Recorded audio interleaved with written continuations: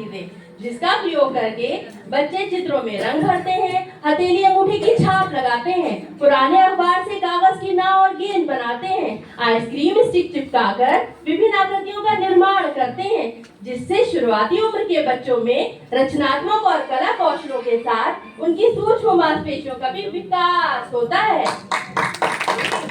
अब मैं आपको मिला शाकश के जी हाँ, मैं हूँ किताबों का कोना यानी रीडिंग कॉर्नर। मेरे इस कोने में रंग बिरंगे चित्रों से भरी हुई बहुत सारी किताबें हैं और बड़े बड़े चित्रों वाली बिग बुक भी है।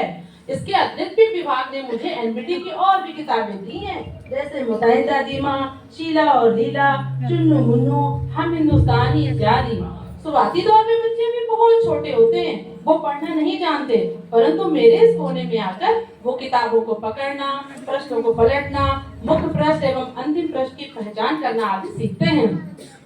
इसके अतिरिक्त जो किताबों में चित्र बने होते हैं, उन चित्रों के माध्यम से बच्चे चित्र पठन यानी लोगोग्राफी पठन सीखते हैं और आपस में संवाद स्थापित करते हैं। इस तरह से मेरे इस कोने में आकर बच्चे पढ़ने के लिए प्रेरित होते हैं। अरे अब तो आप में उत्सुकता होगी कि आखिर कक्षा कक्ष का तीसरा लर्निंग कॉर्नर कौन सा है। मैं हूँ नाटकीय खेल का कोना यानी परफॉर्मेंस कॉर्नर। मेरे इस कोने में रंग बिरंगी टोपियां, कठपुतलियां, puppet, kitchen set, sofa set और न जाने कितनी रंग बिरंगी चीजें जिनके माध्यम से बच्चे नाटक और खेल को कर सकते हैं, वो सब मेरे इसी कोने में पाया जाता है। मेरे इस कोने के माध्यम से बच्चे कल्पनाशीलता को जीना सीखते हैं, साथ ही पात्रों को भी जीना सीखते हैं, जिससे बच्चों में कल्पनाशीलता, सामाजिक सौहार्द, प्रेम तथा पात्रों को जीने की क्षमता का विकास होता है। अब मैं आपको मिलाती हूँ अपने अंतिम कक्षा कक्ष के कोने से।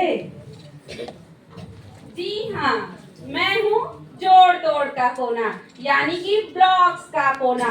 मेरे इस कोने में विभिन्न प्रकार के आकार, रंगीन छोटे बड़े छल्ले, पजल्स, मोतियों की माला, टाइल्स, पिक्चर कार्ड होते हैं, जिनसे बच्चे स्वतंत्र रूप से जोड़ तोड़ कर नई आकृतियों का निर्माण करते हुए पैटर्न्स, आकार, क्रमबद्धता और चरणबद्धता को सीखते हैं, जिससे बच्चों में तार्किक और बौद्धिक क्षमता का विकास होता है।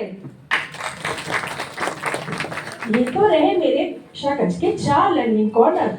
मेरे आंगनबाड़ी कक्षा 3 से 6 वर्ष के बच्चे पढ़ते हैं और उनकी आयु को ध्यान में रखते हुए उनके व्यवहार के अनुसार 3 तरह की कक्षाएं संचालित होती है। तो आइए हम मिलते हैं उन 3 तरह जो हमारी कक्षाएं 3 व्यवहार की चल रही है उनसे। मैं हूँ प्री प्राइमरी 1 और मेरे अंतर्गत आते हैं 3 से 4 आयु वर्ग के बच्चे। और मैं हूँ प्री प्राइमरी 2 और मेरे अंतर्गत आते हैं 4 से 5 आयु वर्ग के बच्चे। और मैं हूँ प्री प्राइमरी 3 और मेरे अंतर्गत आते हैं 5 से 6 आयु वर्ग के बच्चे। और मुझे बाल वाटिका के नाम से भी जाना जाता है और विभाग ने मुझे भाषा और गणित की कुछ पुस्तकें भी दी हैं। मुझे भी। और मुझे भी। मुझे तो भाषा में चहक 1 और गणित में परिकलन 1 मिली है। और विभाग से मुझे भाषा में चहक 2 और गणित में परिकलन 2 की पुस्तिका मिली है। और मुझे भाषा में चहक 3 और गणित में परिकलन 3 प्राप्त हुई है। अरे ये तो बताओ अभ्यास किस में करोगे? मैं तो अभी बहुत छोटा हूँ, इसलिए विभाग ने मुझे एनबीटी की एक गतिविधि पुस्तिका दी है। अरे भाई, पर मैं तो तुमसे बड़ा हूँ, इसलिए मेरी गतिविधि पुस्तिका का स्तर तुमसे ज्यादा है। पर मैं तो तुम दोनों से ही बड़ा हूँ, इसलिए मेरी गतिविधि पुस्तिका का कठिनाई का स्तर तुम दोनों से ही ज्यादा है। जी हाँ, कलामपुर। बाल वाटिका बच्चा हमारे कक्षा 1 में प्रवेश ले रहा है और उसके लिए स्कूल की तैयारी आखिर है क्या, ये भी तो जानना जरूरी है। अरे आप तो मुझे पहले से ही जानते हैं। मैं हूँ स्कूल रेडीनेस। मैं तो आप लोगों के बीच में पहले से ही था। स्कूल रेडीनेस यानी बच्चों की स्कूल जाने की तैयारी। जो बच्चे बाल वाटिका में प्रवेश नहीं ले पाते हैं और कक्षा 1 में सीधे प्रवेश लेते हैं, उनके लिए विद्यालय की तैयारी है। 3 महीने का NCERT की गाइडलाइन पर 12 सप्ताह का एक मॉड्यूल तैयार किया गया है, जिसके द्वारा बच्चे खेल खेल में और गतिविधि द्वारा सीखते हैं। इसी के द्वारा हमारे चहक बनकर जब हमारे विद्यालय में 1 से 15 अप्रैल तक बच्चों का प्रवेश और नामांकन हो जाता है, तो चहक बन का आयोजन किया जाता है और हमारी नोडल शिक्षिका बच्चों के माता पिता को आमंत्रित करती है, उन्हें जागरूक करती है, उनसे निवेदन करती है कि वह अपने बच्चों को नियमित विद्यालय में भेजें। इसी के द्वारा वो अवलोकन करके आकलन प्रपत्र भरती है। 3 महीने तक बच्चों को खेल खेल में शिक्षित किया जाता है और विद्यालय के माहौल में उनको ढाला जाता है। इसके बाद पुनः वो आकलन प्रपत्र अवलोकन गतिविधि द्वारा भरती है, साथ ही साथ उनका पोर्टफोलियो बनाती है। 3 महीने बाद चहक 2 का उत्सव विद्यालय में बड़ी उपलब्धियां हैं। हमने 3 महीने तक काम किया है, उनका आकलन करने के लिए उत्सव के रूप में मनाया जाता है, जिसमें सभी व्यापारी लोगों को आमंत्रित किया जाता है। विद्यालय का माहौल एकदम सांस्कृतिक हो जाता है। बच्चे अपनी कला का प्रदर्शन अभिभावकों के साथ करते हैं और उन्हें बताया जाता है कि इन 3 महीनों में आपने क्या सीखा। इस तरह हमारे नोडल शिक्षिका क्लास 1 में काम करती है। लेकिन क्या आपको पता है, इस कार्यक्रम की सफलता से हमारे बाल वाटिका में भी अभी 5 से 6 आयु वर्ष के बच्चों के लिए इसी सत्र से 2024 और 25 में लागू किया जा रहा है। यानी हमारे विद्यालयों में इसका संचालन 20 जनवरी से 19 अप्रैल यानी सत्र के अंतिम 3 महीनों में किया जाएगा। और इस तरह से हमारे विद्यालयों में इसका दीक्षा पोर्टल पर स्कूल रेडीनेस फेज 1 मैनुअल और कार्यपत्र दीक्षा पोर्टल पर आप लोगों की सुविधा के लिए पहले से ही अपलोड कर दिए गए हैं। यहाँ उपस्थित मैं अपनी सभी बहनों से कहना चाहती हूँ कि जो भी प्रोग्राम आपके लिए आया है इस साल वो नया है, लेकिन आप मुझे यानी स्कूल रेडीनेस प्रोग्राम को निराश नहीं करें। पूर्व प्राथमिक शिक्षा में बच्चों की गुणवत्ता संवर्धन के लिए क्या माताएं, ये प्रश्न है आपके लिए, क्या माताएं बच्चों की देखभाल के साथ साथ घर में शिक्षिका की भूमिका निभा सकती हैं?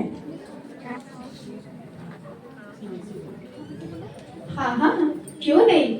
मैं हूँ ना माता उन्मुखीकरण कार्यक्रम। जैसा कि आप सब जानते हैं कि 3 से 6 वर्ष के बच्चे अपनी माता से जुड़े होते हैं। इसी को ध्यान में रखते हुए महानिदेशक ने कोलोकेटेड आंगनबाड़ी केंद्रों में यह आदेश जारी किया है। विद्यालय के प्रधानाध्यापक, नोडल अध्यापक, नामांकित बच्चे, उनकी माताएं इस कार्यक्रम के प्रतिभागी होते हैं। माताओं को इसकी सूचना पहले से दे दी जाती है ताकि समय निकालकर वो इस कार्यक्रम में उपस्थित हो सके। इसका उद्देश्य माताओं को बच्चों की देखभाल के साथ साथ अच्छे पोषण और औपचारिक शिक्षा के लिए तैयार करना होता है।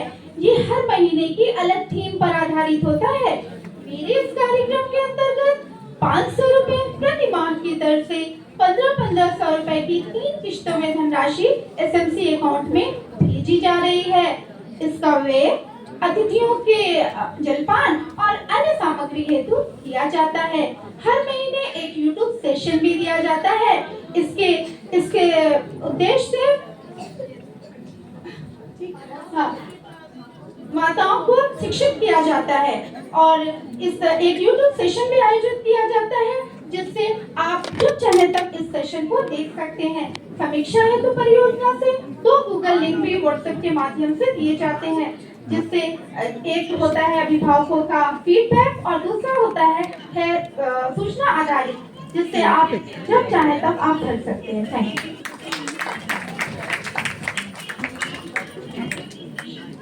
मुझे हर्ष के साथ बताना है कि हमारे लखनऊ जनपद में सर्वप्रथम 7 विद्यालयों में बाला कार्यक्रम का आरंभ हुआ। इसकी सफलता के बाद हमारे पूरे प्रदेश में बाला कार्यक्रम लागू किया गया। अरे आ जाओ बाला। मैं हूँ बाला। बाला मीन्स बिल्डिंग एज लर्निंग। अब स्कूल भवन केवल भवन या ढांचा नहीं रह गया है, वो एक सीखने सिखाने के संसाधन के रूप में परिवर्तित हो चुका है और इसे ही हम बाला के नाम से जानते हैं। बाला से हमारा तात्पर्य बच्चे भवन के द्वारा खेलें और सीखें। क्या ऐसा संभव है कि भवन से भी खेला और सीखा जा सकता है? बिल्कुल। अब विद्यालय के भवन में उसके कमरे, खिड़की, दरवाजे, फर्श, चार दीवारी, पूरा प्रांगण, यहाँ तक कि कक्ष के पीछे की खाली जगह को भी बाला के अंतर्गत शिक्षण सामग्री के रूप में परिवर्तित किया जा चुका है। अब खेलने के, सीखने के सामान को सुसज्जित करके अलमारी में नहीं रखना। बच्चे नीरस किताबों और ब्लैक बोर्ड की ब्लैक एंड व्हाइट दुनिया से बाहर आ चुके हैं और अब वो चीजों को छूकर, देखकर, अनुभव करके एक स्थायी ज्ञान प्राप्त करते हैं। बाला के अंतर्गत अब सीखना चिंता या दबाव का विषय नहीं, शिक्षा आनंदमय बन चुकी है। अच्छा, तो बाला एज ए लर्निंग है, यानी कि विद्यालय का भवन और उसका परिवेश सीखने का संसाधन बन गया है। क्या बिना इस विद्यालय, बिना शिक्षक के बच्चे कुछ ना कुछ सीख सकते हैं?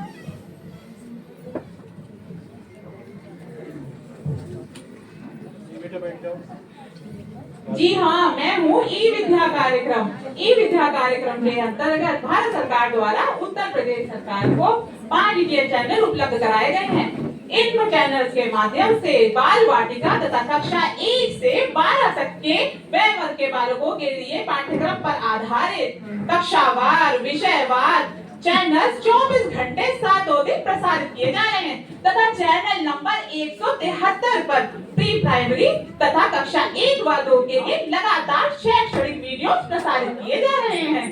ये सारे वीडियो YouTube चैनल पर भी उपलब्ध हैं। साथ ही व्हाट्सएप लिंक के माध्यम से भी ये सारे शैक्षणिक वीडियो बच्चों, अभिभावकों तथा शिक्षकों और जितने भी हितधारक हैं सबके साथ लगातार साझा किए जा रहे हैं। और राजकीय योजना में एक प्लेटफॉर्म ऐसा है जो शिक्षकों, छात्रों और अभिभावकों के लिए है। तो आइए मैं मिलाती हूँ उसे। मैं हूँ एक शैक्षिक ऐप और मुझे दीक्षा के नाम से जाना जाता है।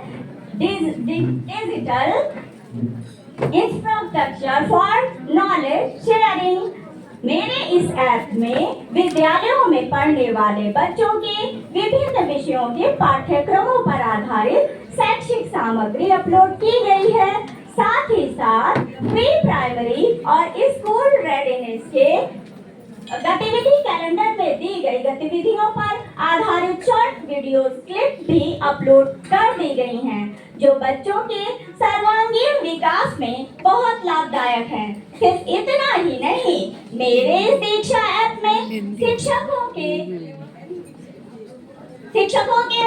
शैक्षिक संवर्धन हेतु विभिन्न प्रकार के प्रशिक्षण वीडियोस भी अपलोड किए गए हैं, जिनसे शिक्षक समय समय पर ऑनलाइन प्रशिक्षण प्राप्त कर अपनी शैक्षिक गुणवत्ता में वृद्धि करते हैं। तो देखा आपने कितना लाभदायक है यह दीक्षा ऐप। भाई, हमारी पूर्व प्राथमिक शिक्षा को सुदृढ़ बनाने के लिए हमारे राज्य ने कितने अच्छे उत्कृष्ट प्रयास किए हैं। तो एक बार विभाग के लिए जोरदार ताली तो बनती है। आप सभी की तरफ से और मेरी तरफ से मैं विभाग को बहुत बहुत धन्यवाद दूंगी, क्योंकि मैं हूँ आंगनबाड़ी दीदी और मैं केंद्र में जब बच्चों को पढ़ाने जाती हूँ तो उसके लिए भी विभाग ने मुझे